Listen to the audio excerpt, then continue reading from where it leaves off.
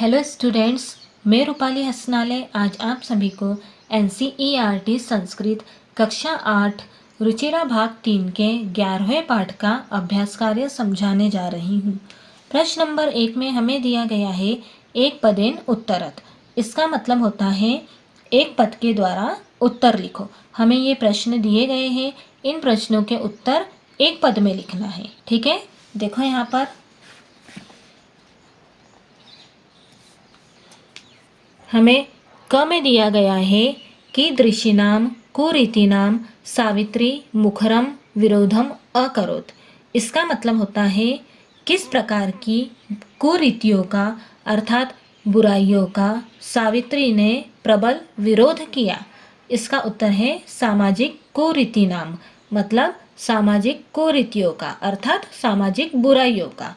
सामाजिक बुराइयों का सावित्री ने प्रबल विरोध किया।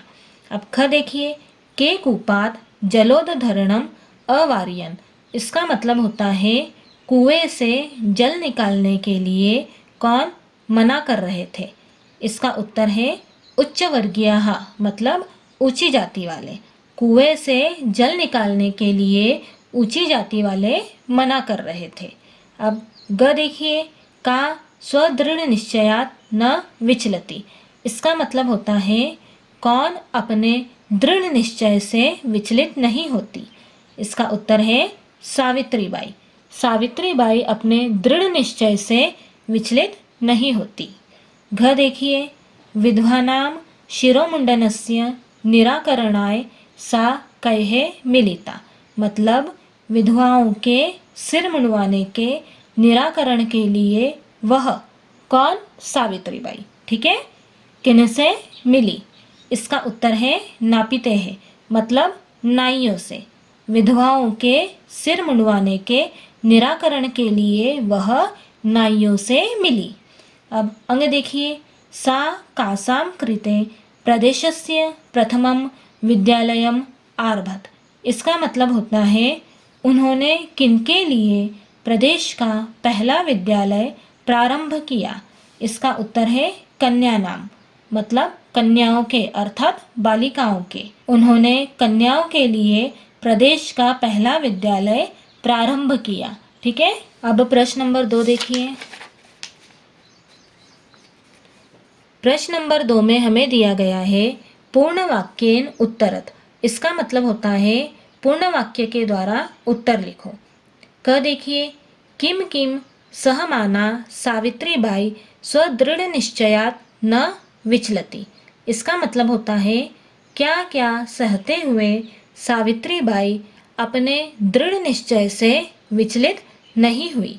इसका उत्तर है स्व उपरि धूलिम प्रस्तर खंडान च सहमाना सावित्रीबाई स्वदृढ़ निश्चयात न विचलती।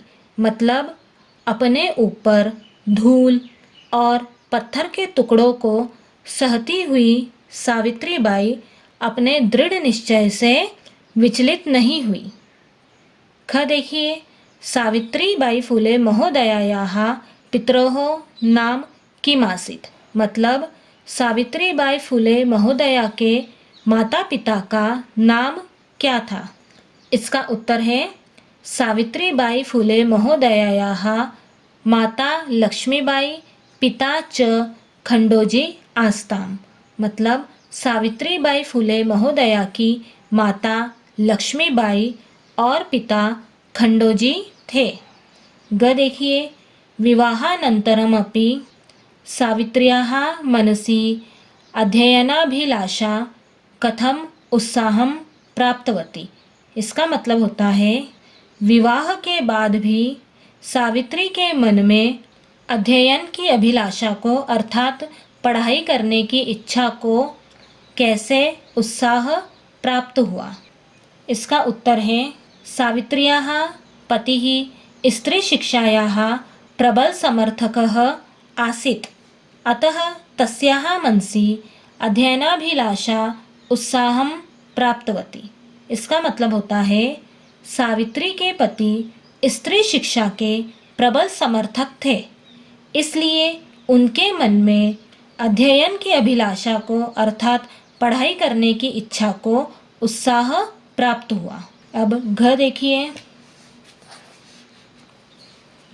जलम पातुम निवार्यमाणां नारीः सा कुत्र नीतवती किंचात कथयत। इसका मतलब होता है जल पीने से रोकी गई स्त्रियों को वह कौन? सावित्रीबाई। कुत्र कहा, नीतवती ले गई, और क्या कहा? इसका उत्तर है जलम पातुम निवार्यमाणां नारीः सा निजगृहं नीतवती तडागम दर्शयित्वा अकथयत च यत् यथेष्टं जलं नयत सार्वजनिकोऽयं तडागः अस्मात् जलग्रहणे नास्ति जाति बंधनम। इसका मतलब होता है जल पीने से रोकी गई स्त्रियों को वह अपने घर ले गई और तालाब दिखाकर कहा कि इच्छा के अनुसार जल ले जाओ। यह तालाब सार्वजनिक है, इससे जल लेने में जाति का बंधन नहीं है। ठीक है। अब अंग देखिए, कासाम संस्थानाम स्थापनायां फूले दंपत्योः अवदानम महत्वपूर्णम। इसका मतलब होता है किन संस्थाओं की स्थापना में फूले दंपत्ति का अर्थात फूले पति पत्नी का योगदान महत्वपूर्ण है।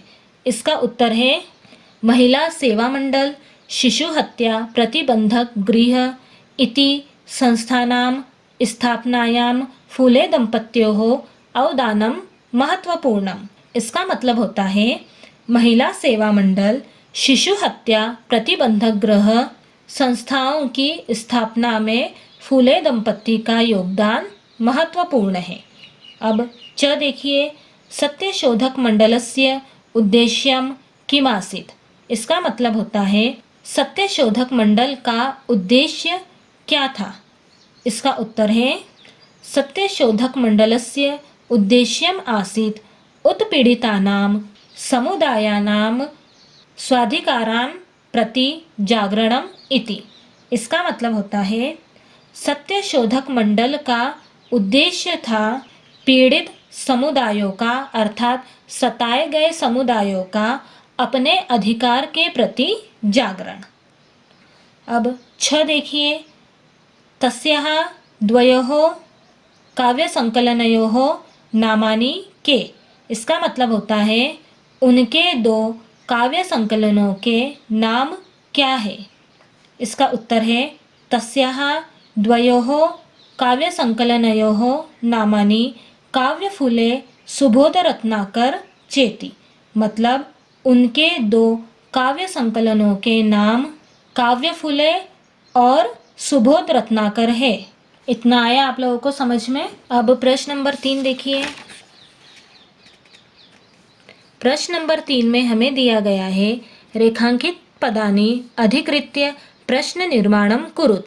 इसका मतलब होता है रेखांकित पदों के आधार पर प्रश्न निर्माण करो।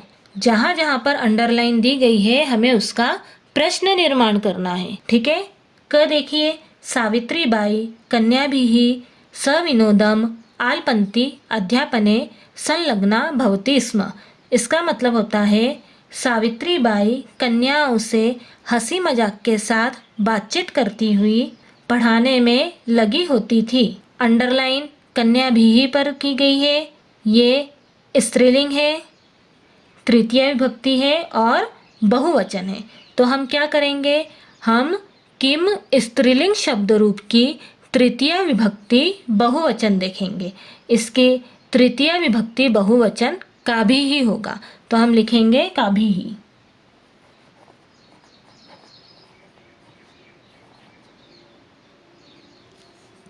सावित्रीबाई काभिः सविनोदम आलपन्ति अध्यापने संलग्ना भवति स्म। इसका मतलब होता है सावित्रीबाई किनसे हंसी मजाक के साथ बातचीत करती हुई पढ़ाने में लगी होती थी। हम लोगों ने प्रश्न बनाया है, इसी कारण से प्रश्नवाचक चिन्ह लगाया है। अब ख देखिए, सा महाराष्ट्रस्य प्रथमा महिला शिक्षिका आसीत्। इसका मतलब होता है वह महाराष्ट्र की पहली महिला शिक्षिका थी। अंडरलाइन महाराष्ट्रस्य पर की गई है। ये नपुंसकलिंग है, षष्ठी भक्ति है और एक वचन है। तो हम क्या करेंगे, हम किम नपुंसकलिंग शब्द रूप की षष्ठी भक्ति एक वचन देखेंगे। इसकी षष्ठी भक्ति एक वचन कस्य होगा, तो हम लिखेंगे कस्य।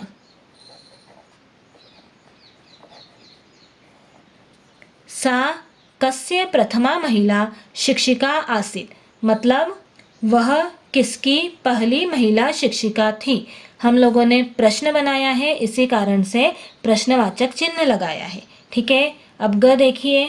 सा स्वपतिना सह कन्यानां कृते प्रदेशस्य प्रथमं विद्यालयम् आरभत।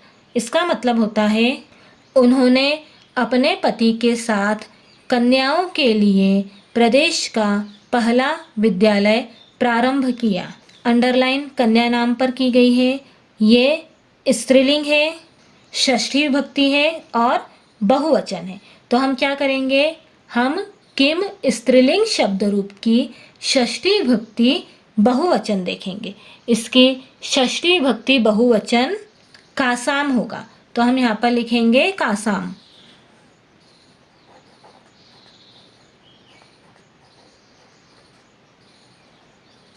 सा स्वपतिना सह कासाम कृते प्रदेशस्य प्रथमं विद्यालयम् आरभत। इसका मतलब होता है उन्होंने अपने पति के साथ किनके लिए प्रदेश का पहला विद्यालय प्रारंभ किया। अब घ देखिए। तया मनुष्याणां समानतायाः स्वतंत्रतायाश्च पक्षः सर्वदा समर्थितः, मतलब उन्होंने अर्थात उनके द्वारा मनुष्यों की समानता का और स्वतंत्रता के पक्ष का सदा समर्थन किया।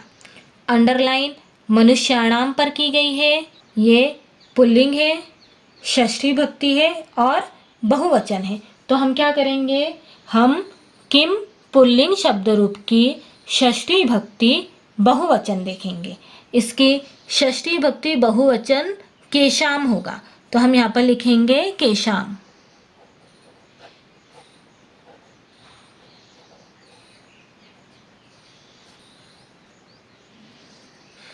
तया केशाम समानतायाः स्वतंत्रतायाश्च पक्षः सर्वदा समर्थितः, मतलब उन्होंने किनकी समानता का और स्वतंत्रता के पक्ष का सदा समर्थन किया। अब अंग देखिए।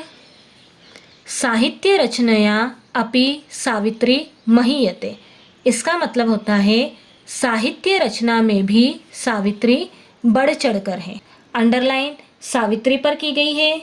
ये स्त्रीलिंग है, प्रथमा विभक्ति है और एक वचन है। तो हम क्या करेंगे, हम किम स्त्रीलिंग शब्द रूप की प्रथमा विभक्ति एक वचन देखेंगे। इसकी प्रथमा विभक्ति एक वचन का होगा, तो हम यहाँ पर लिखेंगे का। साहित्य रचनया अपि का महीयते। इसका मतलब होता है साहित्य रचना में भी कौन बढ़ चढ़कर है। ठीक, आया समझ में आप सभी को। अब प्रश्न नंबर 4 देखिए। प्रश्न नंबर 4 में हमें दिया गया है यथा निर्देशम उत्तरत। इसका मतलब होता है निर्देश के अनुसार उत्तर दो। क देखिए। इदं चित्रं पाठशालायाः वर्तते। अत्र वर्तते इति क्रियापदस्य कर्तृपदं किम। इसका मतलब होता है यह चित्र पाठशाला का है। यहाँ वर्तते, वर्तते का मतलब है। इस क्रियापद का कर्ता पद क्या है, हमें इस वर्तते क्रियापद का कर्ता पद बताना है। तो इसका कर्ता पद होगा चित्रम, तो हम लिखेंगे चित्रम।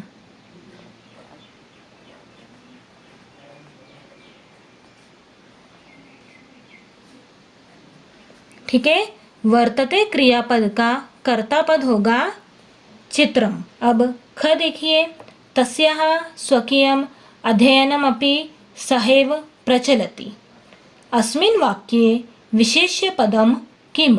इसका मतलब होता है उसका अपना अध्ययन भी अर्थात पढ़ाई भी साथ ही चलता है।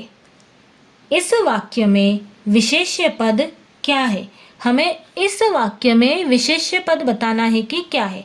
तो सबसे पहले हम ये देख लेते हैं कि विशेषण क्या है। इस वाक्य में विशेषण स्वकीयम है और विशेष्य होगा अध्ययनम। ठीक है, तो इस वाक्य में विशेष्य अध्ययनम होगा। ठीक है, तो हम लिखेंगे अध्ययनम।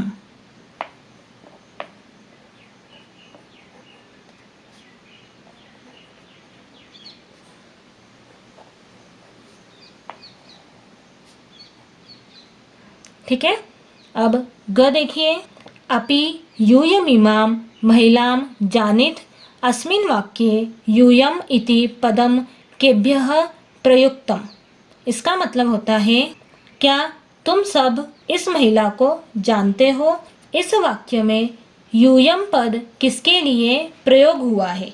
यूयम का मतलब होता है तुम सब। इस वाक्य में यूयम किसके लिए प्रयोग हुआ है? छात्रों के लिए।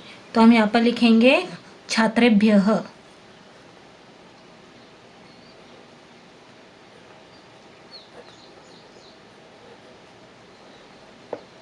मतलब छात्रों के लिए।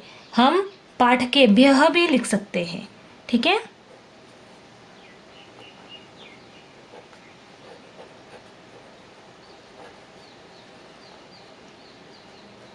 मतलब पाठकों के लिए। ठीक है, अब घ देखिए, सा ताः स्त्रियः निज गृहं नीतवती। अस्मिन् वाक्ये सा इति सर्वनाम पदम कस्यै प्रयुक्तम। इसका मतलब होता है वह उन स्त्रियों को अपने घर ले गई। इस वाक्य में सा सर्वनाम पद किसके लिए प्रयोग हुआ है? सा का मतलब होता है वह। इस वाक्य में सा सर्वनाम पद किसके लिए प्रयोग हुआ है? वह उन स्त्रियों को अपने घर ले गई। कौन ले गया था उन स्त्रियों को अपने घर? सावित्रीबाई फुले लेकर गई थी।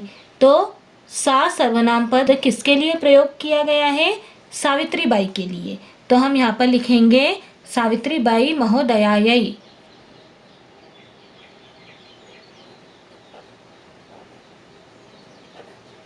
सावित्रीबाई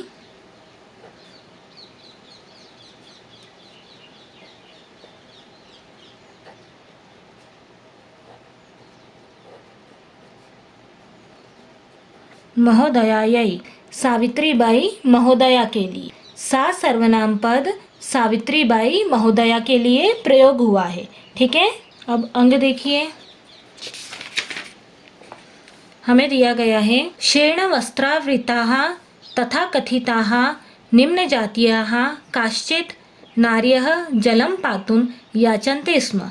अत्र नार्यः इति पदस्य विशेषणपदानि कति सन्ति? कानि च इति लिखत। इसका मतलब होता है फटे पुराने वस्त्रों में ढकी हुई तथा कथित नीची जाति की कुछ स्त्रियां जल पीने के लिए मांग रही थी। यहाँ नार्यः, नार्यः मतलब स्त्रियां, पद के विशेषण पद कितने हैं और कौन से हैं लिखो। हमें यहाँ पर नार्यः पद के कितने विशेषण हैं और कौन से हैं ये बताना है। ठीक है, तो कितने विशेषण हैं? 4 है। तो हम लिखेंगे नार्यः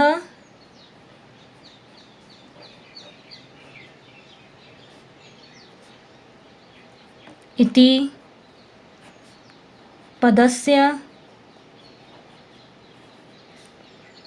चत्वारि विशेषणपदानि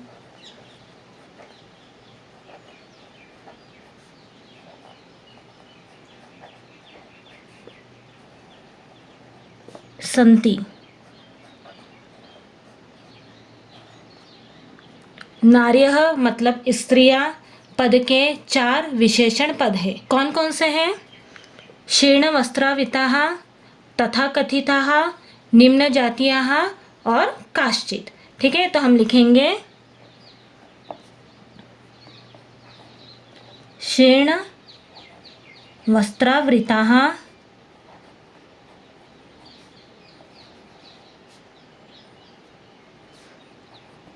फिर तथाकथिताः,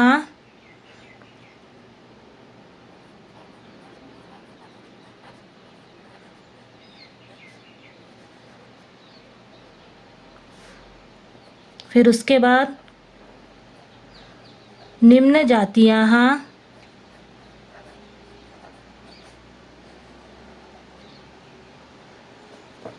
फिर काश्चित।